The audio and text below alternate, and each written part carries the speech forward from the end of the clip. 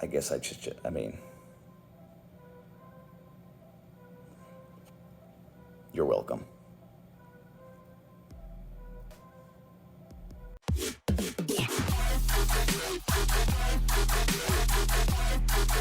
Here's your hosts of the MonsterCast, the Straight Edge Monster Jack and Ryan. Are you excited? Are you fucking hyped up? I guess. Yes, you are. Yes, you are. Here we go. I'm going to tell you why you're hyped up right now.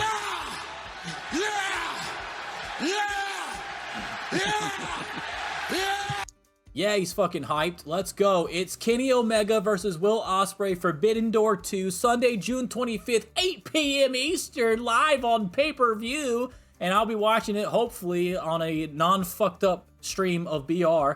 By the way, went back to rewatch the pay-per-view. Still fucked up. Still pissed off. A lot of people reacted the same way. So no, I was not the only one with the issue. There are a lot of people with that issue.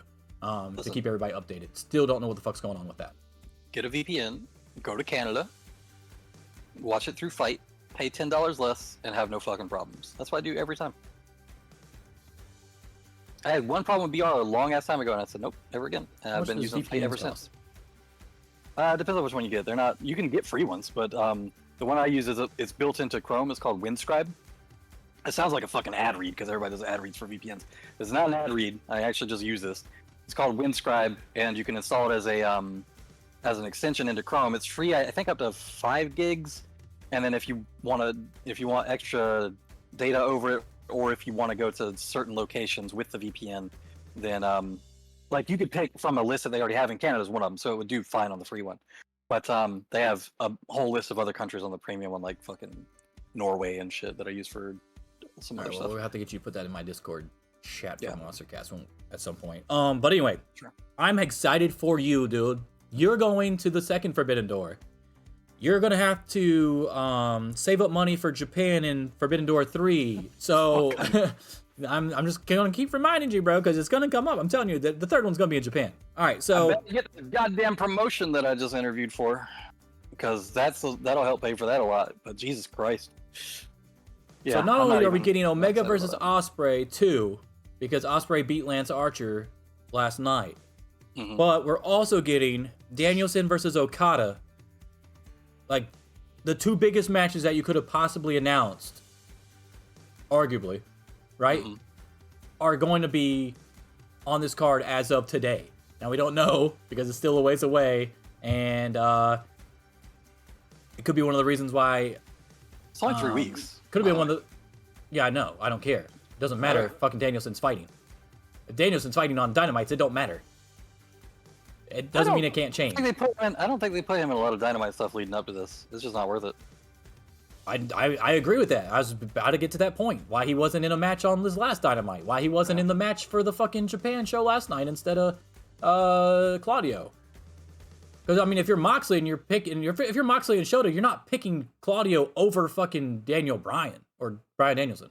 You're just not. He's literally the best. That would be like picking fucking, well, no, no, that would be disrespectful for Claudio. No, fuck that. I was about to fuck up because I wasn't thinking straight, but no. But it is a step down. Let's be real. All right, so. I mean, they even presented it as one at the end of the match during the promo, because they're like, oh, you three, people say you three are 3 of the best wrestlers in the world, but I know that's not true, because we train with the best wrestler in the world. So they're already putting him over themselves, so. Yeah. All right. So anyway, so Ospreay, and I don't know if I would have put Ospreay in a match with Lance Archer upon his arrival back from injury either. Let's be real here. Yeah. So you got Kenny Omega and Ospreay who've coming off some serious injuries. You've got Danielson who's missed last Forbidden Door. Omega missed last Forbidden Door. Ospreay stole the show on the last Forbidden Door with Orange Cassidy. You finally get Omega and Ospreay together for this year's Wrestle Kingdom, which is still the best match of the year as of this moment. Would you agree? The only one that comes close is MJF and Danielson, maybe? Iron Man match? I think I'd probably put Omega and Ospreay both of them, yeah. No, I agree, but that's the only one that would come close, I think. Some people might say the Pillars 4-way, but I don't think the build to it was good enough for it to be the best match, even though the match was really good. So now we go into Omega's backyard in Toronto, Canada. He is going against Ospreay for their second part of their rivalry here, and the third part looks like it might be all in, like we were saying on the show. I've been saying this on the show. This is how they should be setting it up. But we also don't know how they're going to be feeling after this match either, and all in is not that fucking far away after Forbidden Door, I believe. Correct? That's in August or some shit. August, or no, it's August 27th, isn't Yeah, it? it's the last week in August. Yeah. So, or second to last week, I guess. Is it a Sunday? I want to say it's a Sunday. In August 27th, yes. 27th, okay, yeah. So last Sunday. So last Sunday in August. Okay, and then, like, we still don't really have a ETA on All Out if it's going to be the same as it has been in years past. But I've been saying on the show, Omega versus Ospreay, number 2 should happen at Forbidden Door in Kenny's backyard. Number 3 should happen in Ospreay's backyard, and then they should wrap it up.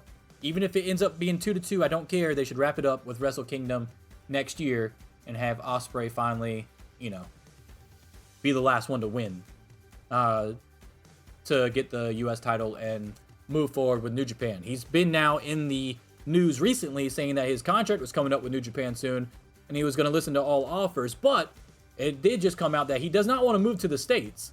So really his best bet is to stay with New Japan and have like a half-working deal with AEW and New Japan anyway. Yeah, because there's not another. Obviously, if he's not coming to the States, he's got one option really. I will say about the timeline that you just laid out, I don't think he needs to tie it up at any point. I think you could have Omega win their first one, which he already has. Omega win this one, and then Ospreay win the last one, and then Ospreay still walks away with the title and the last win, but there will always be a question about it not because they're tied up, but because Kenny Omega has 2 wins, but Ospreay won the last one and is the current champion. Like, that's how you sort of leave ambiguity about the whole thing. Like, oh, maybe Ospreay finally figured him out. Oh, well, Kenny still has 2 or 1 over him, or blah blah blah. Like, you can leave that open-ended forever without them being tied up. Whereas if they're tied and one of them won the last one, then that sort of goes away. The one who won the last one is the one who is better of the 2 and walks away better. I like the idea of leaving ambiguity with a lopsided record, but one of them winning the third.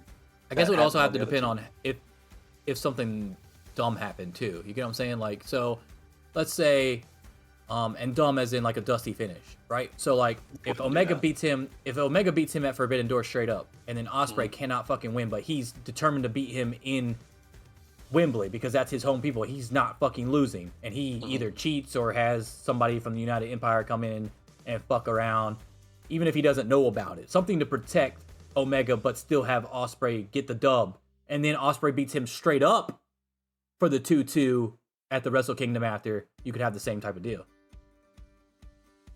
You'd be like, hey, yeah, they're 2-2, but he had to cheat in Wembley to win. Yeah, maybe. I'm also sort of thinking I don't necessarily want them to have 4 matches against each other for their own benefits. Maybe cut it off. You only live once, bro. You only live once. Yeah, that's the problem. What do you like? You can't like. What would happen if we didn't have Okada and Omega 4 times? Come on, man.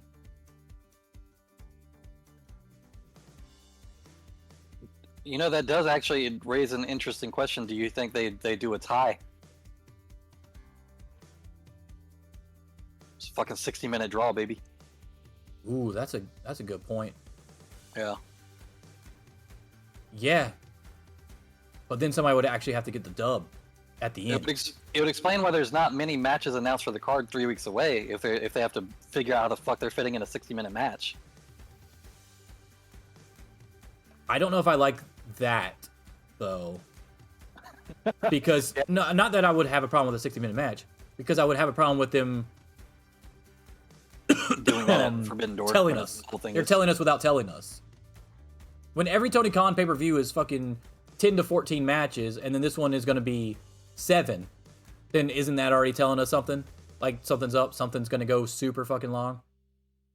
Hey guys, did you like that video? If so, don't forget to subscribe to the channel. You can also catch full episodes of the MonsterCast on Spotify, Apple Podcasts, and Google Podcasts, and you can also catch us live every Sunday on Twitch. All links in the description below, along with some sweet merch from yours truly, the MonsterCast. Deuces.